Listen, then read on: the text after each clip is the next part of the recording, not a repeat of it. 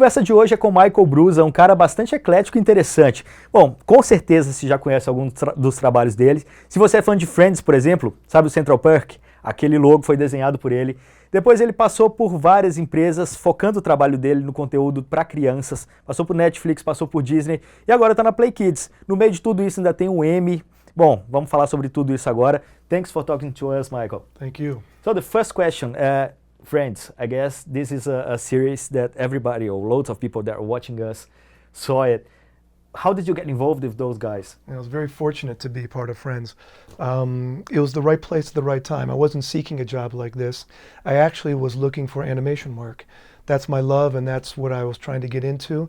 I was dropping my portfolio off at Disney month after month trying to get in, and it's really hard to get into some of these companies. So, And it was Warner, right?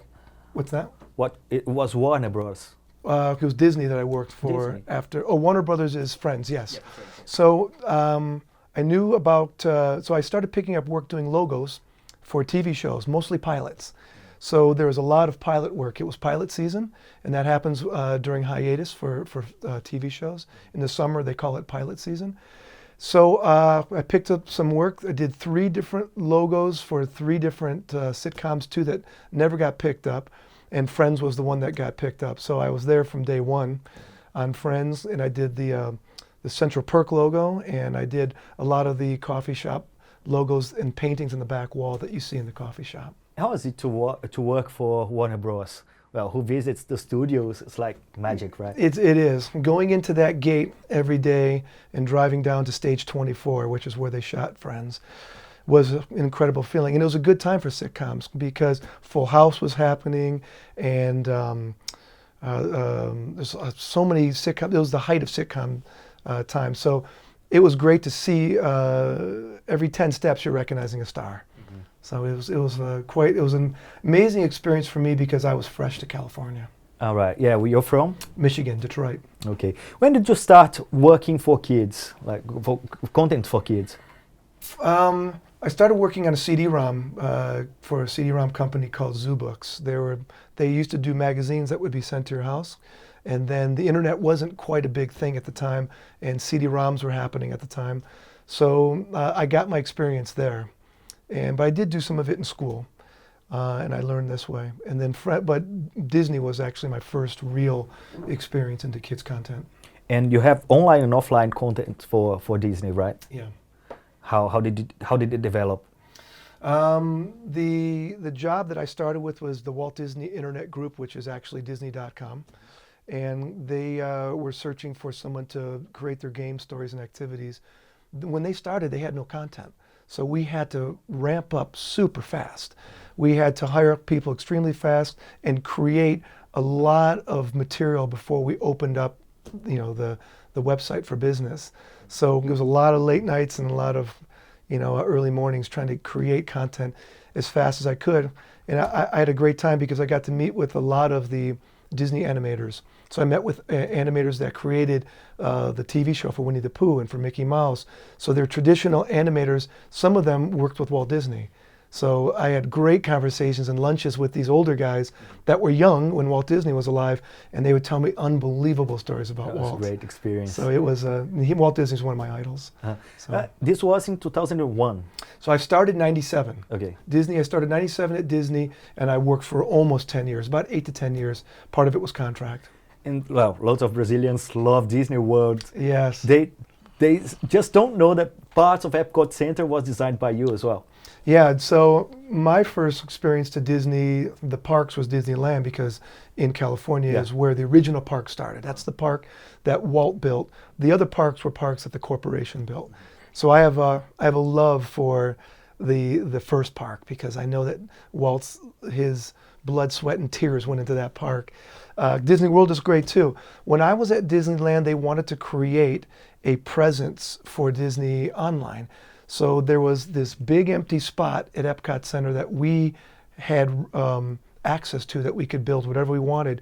So I worked with the Disney Imagineers, the Disney animators, and a lot of the marketing people to create a living, breathing space in the park, which was incredible. From the logo to the actual concept and story behind the attraction I got to do. That's the innovation area, right? Innovation. That's all where all the tech is.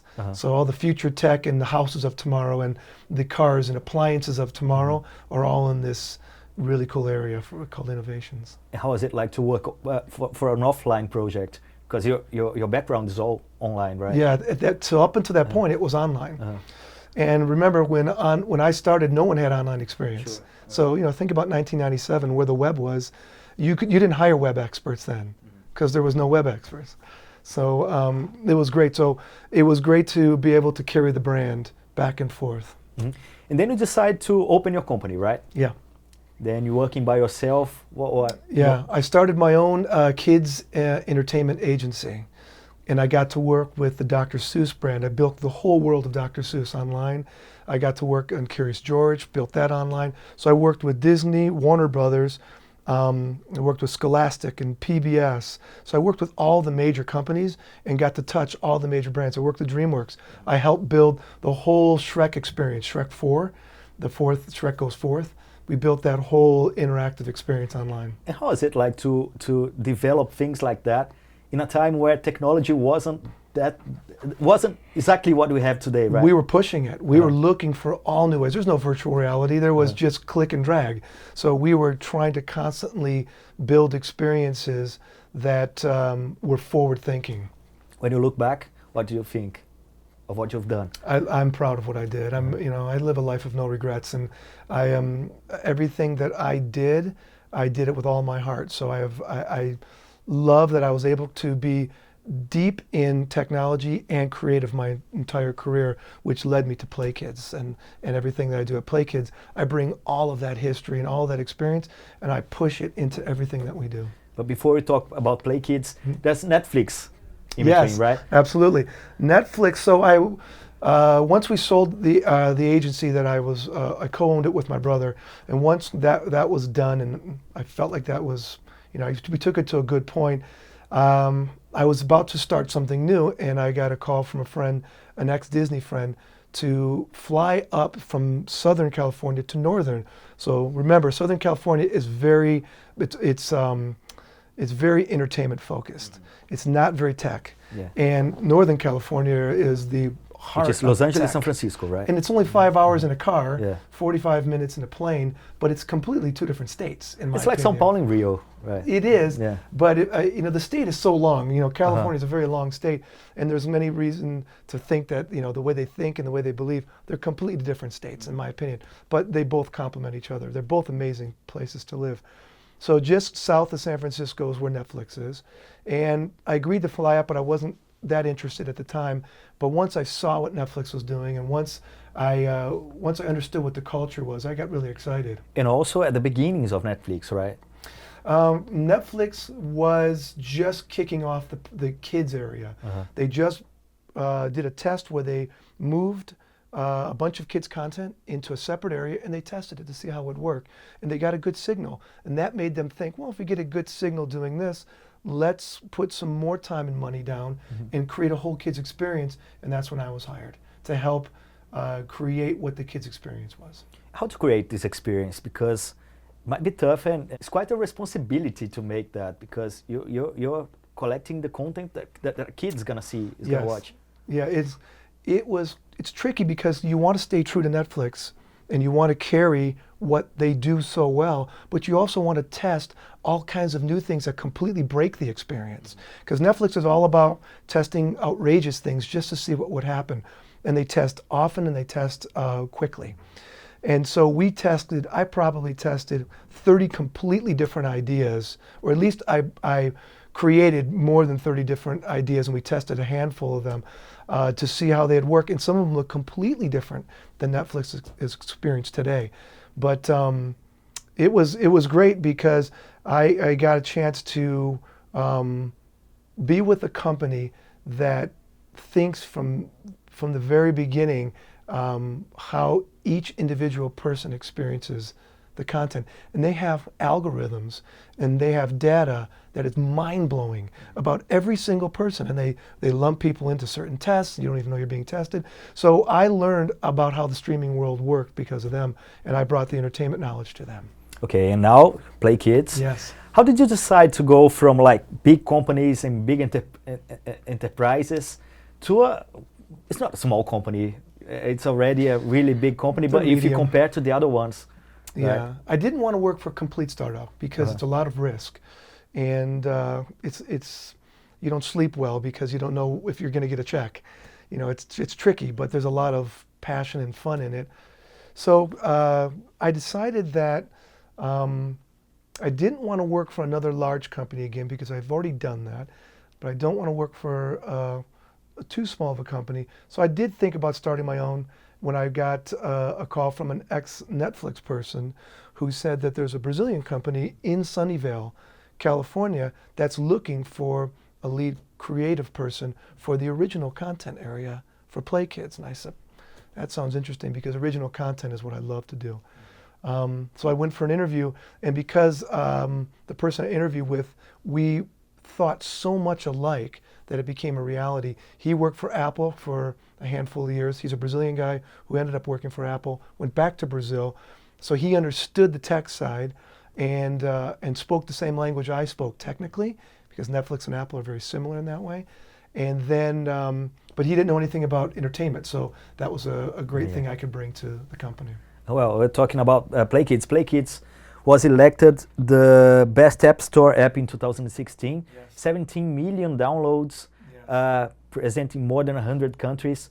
Well, how to develop its original content? Yes. How do you develop original content for such different kids? You know, I guess kids in Brazil are not exactly like kids in the U.S. or in China. They're not, but you know what's interesting is because of technology, the world has gotten very, very small. For the first time, as of maybe 10 years ago, 8 years ago, American companies were looking for outside content because there's a rhythm and there's a look of American content that gets old. So they look outside. So because of technology, we can bring shows that were born in Brazil now to America. For an example, Priscilla, the show about the sheepdog. That show was extremely popular in Brazil, but no one in America knows this show. PlayKids just signed a deal with Colosso to do brand new episodes of Priscilla, and for the first time we're bringing her to America. When you say Priscila, it's TV Colosso? TV Colosso. Ah, cool. So you're going to see all new shows with her, and the same dogs that appear with her is going to be now. We're dubbing it for the English market because it's puppets. There's a lot of forgiving. You know, there's the open and closed mouth. You're not really trying to do the they ADR. can say whatever you want. Yeah, as long as you get the ADR close, the dialogue Timing, recording close, it's believable. So we did a pilot and it looks beautiful. So now we're excited to bring her to America. Do they still exist? Those dolls, those They puppets? do. They are all still. Priscilla looks the same. She still is great, and the puppets. I think some of the same actors are in them doing it. But when you think of China, China is very different from us. Well, is. I mean, Brazil's got loads of information coming from the U.S., but China is completely different. It is. So what we do is when we open up into a new territory, we try to license as much as we can from that territory. So it feels like their country. It'll be quicker for them to accept it. And then we sort of leak in and sort of bring in content from other countries to introduce that to them. And sometimes we can be the first ones to bring it to them, which is very exciting. In America, we license a ton of American content, but we're bringing some Brazilian content over, as I mentioned. And now with original content, we're trying to create content that appeals to both demographics, Brazil and America. So when we create our shows, we create them from the beginning. We create them in English, in Portuguese, and in Spanish. In examples, we're starting to create new shows that have a parent in the animation, that one is Brazilian and the other one is American, and they've married and have kids. It's all animation. And so we're starting to mix those sort of stories. And what we're going to get is the father's going to get sort of the things wrong in America, and the mom's going to get them wrong in Brazil. We can write some of that comedy. If you remember Lucy, the Lucy show, I Love Lucy, you know, Ricky Ricardo was from Cuba, and he would get things wrong. He'd say, let me explain to you. And it was funny in English the way he would screw it up. And that's sort of the fun that we'll have with some of this writing. Well, kids nowadays, they're even more into technology than some of the old guys, right? Yeah, yeah. But at the same time, it's difficult to make them pay attention in something, you know? How do you make it? Oh, you mean their attention span has gotten small? Yeah, it has. Well, this generation that we're calling the Alpha generation, this generation is the first generation that is actually born immersed in mobile. And not only that is, when we grew up, we only had 1 or 2 places that we could find kids' content. I personally had to wait the whole week for Saturday morning. And then there was this explosion of cartoons that it would be 5 cereal bowls. 1, 2, just going through. And then when it was over, I went outside and played. Now kids can find it anytime, and now they can find it anywhere. So they won't know the difference. When I tell, you know, kids or tell my own kids, you know, the things that I had to do to find content, they laugh. And now because it's so accessible to them. So we're creating shorter format content. YouTube is starting to create a new behavior. Content's getting shorter and shorter. You know, we used to create 22-minute shows. Then it went down to 11 minutes. Now Peppa Pig's 5.5, 5.5. You know, so we're now creating shorter and shorter pieces of content because it's being influenced by the YouTube experience. So our shows, we have a show called Junior on the Job. In America, or in Brazil, it's Junior and Friends. And this show with Junior is only 5.5 minutes long because of this behavior. As you said, YouTube, you're leaving YouTube Kids, the other ones like even Netflix, Disney content behind in loads of countries. Yeah. What's the magic behind it? Or how do you make it? What do you think? We cannot compete with Netflix, and we're not trying to. That's not really our true competitor. But YouTube Kids, or even YouTube Kids, it's hard to compete with them. What we're trying to do is create I think where we might be most effective is you view it and then you do it. So you view the cartoon and then you do the cartoon, or then you play what you've learned.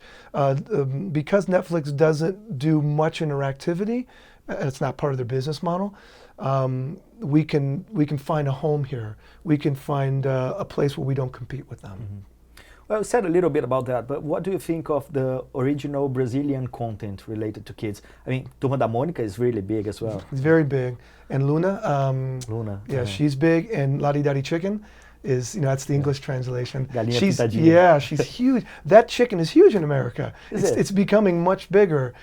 So that is another example of how this content, 10 years ago, that would have never made it to America. And now it's coming over. And you work with third-party contents, right? Yeah. How do you work with it? Or people that develop this kind of content, how do they get in touch with you? Or? Well, we can either license or we can do a revenue share deal with them where we figure out how to, because we want to constantly, we look at everything. We don't say no to anything. We take a look at everything because we don't know where the next hit's going to be. So we are very interested in the separate territories like Brazil. We're looking for Brazilian animation companies that are creating content and would be willing to share it with us on the global stage in a way that they couldn't do if they just did it on their own. And we do the same thing for studios in America.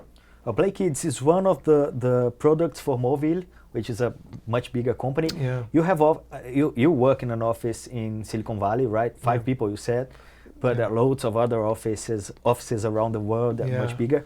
How do you see Brazilian companies and Brazilian startups when you look from there? You know, an outside view from the startup scene here in Brazil. It's interesting. You know, the future isn't to have one massive company in one place anymore. The future is having, and even the present is having smaller companies all over the world. That's becoming a common behavior. So I enjoy the relationship. You know, our life is on Skype. I mean, that's, you know, we have meetings all day on Skype and on, you know, video conference. And to me, it's so seamless now. You know, the time zone is the trickiest thing. Now it's 6 hours difference. that's hard. But when it's 4 hours, it's much easier. But I don't feel the pain. I don't feel the pinch between the distance, and I'm learning from Brazilian customs and the way Brazil does certain things technically, and they're learning from us. So it's like I said, the world has gotten very small. Okay, Michael. So thank you very much for being here and talking to us. Absolutely, it's been my pleasure. Thank you.